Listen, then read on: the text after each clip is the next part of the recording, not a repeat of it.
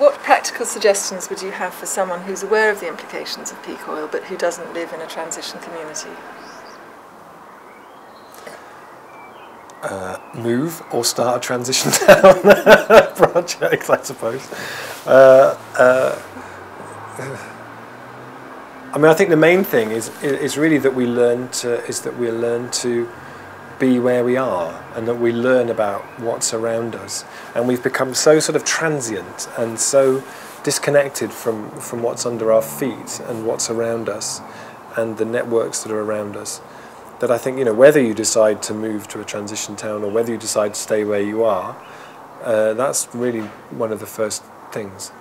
But obviously, the ideal is that people start a transition town, and really what we've been trying to identify in the 12 steps of a transition town is how you might actually do that. You know, so the first stage, none of them are especially onerous. You know, it doesn't take much to organise some film screenings and just start the process rolling. You know, I mean, and actually everybody who has actually started this process, they usually get back to us after about 3 weeks and say, "My God, what have we started here?" You know, all these people come and all this enthusiasm and all this energy, and it's very dynamic, and people really want to do it. You know, it's not kind of.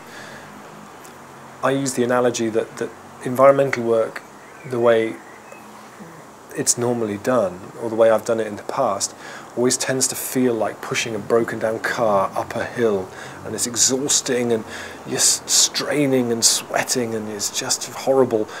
Doing this approach somehow, and I don't know quite why it is, it's like you get to the top of the hill and the car just starts going and you're running off down the hill trying to catch this car up, and it's just careering off, and you're trying to get that handbrake, and it has that real. It's why we use that term unleashing. You know, it does really feel like there is a huge amount of energy there for doing something.